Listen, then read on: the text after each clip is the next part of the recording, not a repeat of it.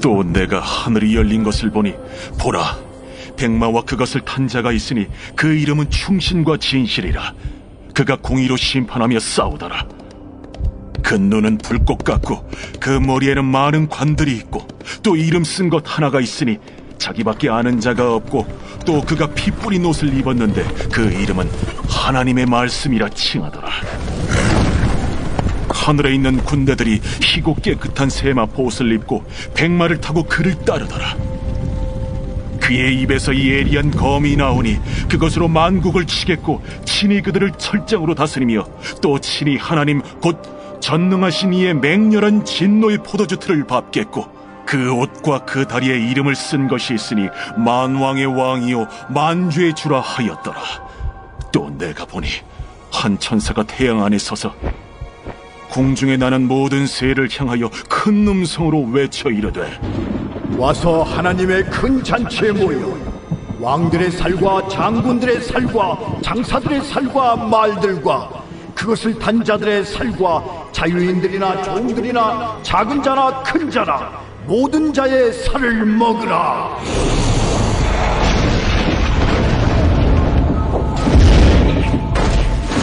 또 내가 보매 그 짐승과 땅의 임금들과 그들의 군대들이 모여 그 말 탄 자와 그의 군대와 더불어 전쟁을 일으키다가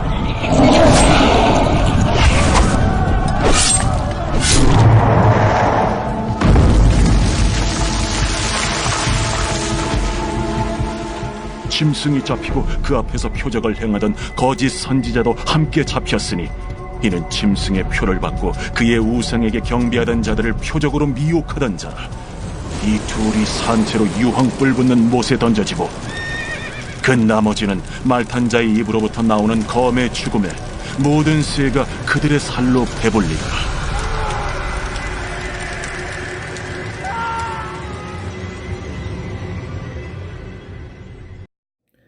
안녕하십니까. 12월 16일 월요일 말씀 묵상 시작하겠습니다. 요한계시록 19장 11절부터 21절까지 말씀 함께 읽었습니다. 이제 우리는 요한계시록의 마지막 부분이라고 할 수 있는 제6막에 접어들었습니다. 제6막은 하나님께서 이 세상에 대해서 어떻게 섭리하시는가에 대한 이야기의 대단원이라고 할 수 있죠. 1막부터 5막까지 제시되었던 여러 가지 문제들이 5막에서 다 심판을 당하고요. 6막에서는 모두 해결된다고 생각하시면 비교적 정리하기는 쉽습니다. 여하튼 6막의 내용을 한마디로 정리하자면 세상은 최종 심판을 당하고 교회는 영광스러운 어린 양의 신부가 된다입니다. 교회가 새 예루살렘으로서 영광스러운 어린 양의 신부로서 등장하는 모습을 볼 수 있죠. 오늘 읽은 본문인 19장 11절부터 21장 8절까지 그것이 첫 번째 부분이고 두 번째 부분은 21장 9절부터 22장 5절까지인데 앞에서는 승리, 뒤에서는 새 예루살렘의 영광을 보여주는 부분이라고 하면 간단하게 정리가 됩니다. 11절부터 16절까지 내용 보시면요. 백마를 탄 한 용사가 나타나죠. 근데 이분이 예수 그리스도시라는 사실에 대해서는 거의 이견이 없습니다. 1장부터 18장까지 내용 중에서 예수님을 드러내는 이미지들이 있었거든요. 그 이미지들을 다 모아놓은 용사가 바로 오늘 읽은 이 11절부터 16절까지 나타난 이 백마를 탄 전사입니다. 1장에 보시면 예수님께서 요한에게 처음 나타나셨을 때 그의 눈은 불꽃 같았다 이런 표현이 있고요. 그리고 그의 입에서 좌우에 날선 검이 나왔다라고 되어 있죠. 오늘 읽은 본문의 12절에도 그 눈은 불꽃 같았다라는 말이 있고요. 15절에 보시면 그의 입에서 예리한 검이 나온다라는 표현이 나와 있습니다. 그리고 어린 양이 첫 번째 인을 뗄 때에 흰 말을 탄 자가 나와서 면류관을 받고 나아가서 이기고 또 이기려고 하더라. 이것은 조금 다른 해석의 문제가 있긴 합니다만은 여하튼 이것을 하나님의 말씀, 하나님의 권세로 인정했을 때 이것도 역시 예수님의 모습이라고 할 수 있죠. 여기서도 흰 말을 탄 분으로서 여러 면류관을 받으신 분으로 나타납니다. 12장 5절에도 보면 철장으로 만국을 다스릴 남자가 이스라엘을 상징하는 그 여인에게서 태어나잖아요. 그리고 14장에도 마찬가지입니다. 진노의 큰 포도주 틀에 하나님을 거역한 자들을 던지고 그들을 밟는 그런 모습이 보여주죠. 여기서 오늘 읽은 본문 11절부터 16절까지의 앞에서 예수님을 나타낼 만한 여러 이미지들이 다 한 군데 모아져 있는 셈입니다. 이 예수님이 결국 최종 승리를 거두신다라는 사실을 선포하고 있는 거죠. 하나님의 말씀으로 예수님은 모든 악한 세력을 다 이기고 계십니다. 그리고 또한 이분이 거룩한 성 예루살렘의 신랑이에요. 음녀 바벨론에게는 용과 짐승이 있었지 않습니까? 거룩한 성 예루살렘에게는 이 백마를 탄 전사 그리스도가 있다고 생각하시면 됩니다. 다만 우리가 조금 생각해 볼 것은 이전에는 예수님의 모습이 좀 약해 보여요. 어린 양의 이미지 아닙니까? 그런데 여기선 그야말로 전쟁 영웅이죠. 13절에 피 뿌린 옷을 입었다라는 말이 되어 있는데 이것은 물론 그 제사장이 처음 세워질 때 그 옷에 제물의 피를 뿌리니까 그걸 정결함을 의미하는 것이라고 볼 수도 있는데 사실은 전쟁 가운데 있었기 때문에 적들의 피가 튀어서 그 옷에 뿌려졌다고 보는 것이 좀 더 설득력이 있거든요. 게다가 이 말을 타고 있지 않습니까? 말이라는 심상 자체가 전쟁을 떠올리게 하는 이미지잖아요. 이전에 예수님은 어린 양이라는 뭔가 좀 연약해 보이는 전쟁의 모습이 나타나긴 하지만 어린 양이 14만 4천과 함께 서서 싸움이 일어나고 하긴 하지만 이렇게 전쟁 영웅의 모습 그런 모습으로 잘 안 나타났었지 않습니까? 하지만 마지막 때에 심판자로 오실 예수님은 이전과 같이 그렇게 약한 모습으로 나타나지는 않으실 것이다 라고 말하고 있는 거죠. 우리 주님은 그렇게 약한 분 아니고 우리 주님의 손에 들려있는 권세는 엄청나게 강하다. 이것을 선포하면서 요한계시록이 끝나가고 있는 것입니다. 그리고 17절부터 21절까지의 내용 함께 보시면요.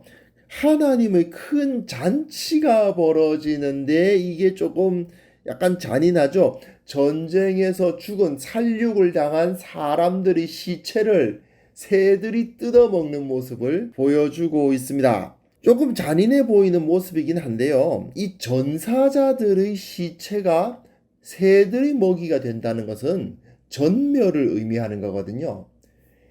패전했을 때, 전쟁에서 패했을 때 크게 지지 않았을 때 중간에 항복을 했거나 포로가 되었을 때 적어도 그 전후의 시신은 보통 수습을 합니다.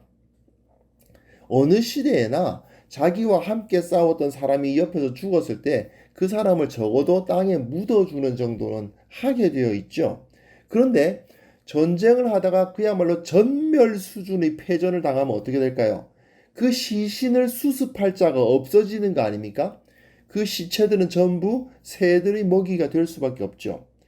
여기서 태양 안에 선 천사가 나타나서는 공중의 새들에게 잔치 벌어졌다. 저걸 다 먹어라. 이렇게 이야기하는 것은 굉장히 좀 잔인한 느낌이 드는 건 사실입니다. 그러나 예수 그리스도의 권세에 항거해서 전쟁을 일으키는 자들은 결국 어떻게 되는지를 선명하게 보여주는 표현이라고 할 수가 있죠. 예수님을 대적하는 자는 그가 왕이건 장군이건 힘센 자이건 말탄 지위가 높은 자이건 자유인이건 종이건 작은 자든 큰 자든 지위 고하를 막론하고 전부 전멸을 당할 것이다. 그게 바로 오늘 본문의 메시지인 거죠. 이거는요, 당시 로마의 그 권세, 로마의 군대에 의해서 핍박을 경험하고 있었던 초대교회 성도들에게는 굉장히 큰 위로와 격려라고 할 수 있습니다. 조금 우리가 보기에는 잔인해 보일 수 있지만 그 당시에 정말 사랑하는 사람들을 로마의 핍박 때문에 잃어야 했고 신앙을 지킨다는 이유로 각종 불이익을 경험해야 했던 초대교회 성도들에게는 그야말로 이것은 통쾌한 메시지라고 할 수 있습니다.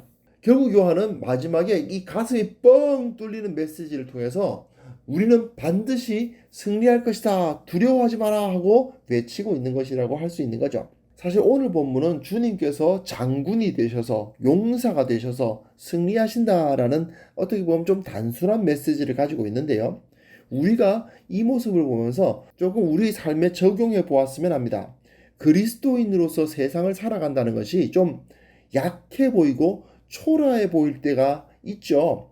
기왕이면은 세상에서 말하는 힘을 가지고 호령하면서 살고 싶은데 늘 사랑하고 섬기고 다른 사람들의 발을 씻기고 이런 삶이 참 어떻게 보면 너무 연약해 보이지 않습니까? 하지만 우리가 하나님의 시각으로 우리의 인생을 본다면, 말씀의 시각으로 우리의 삶을 해석한다면 우리는 주님의 영광된 그 길을 따르고 있기 때문에 결국 승리의 행진을 하고 있다는 사실을 확신할 수 있을 것입니다.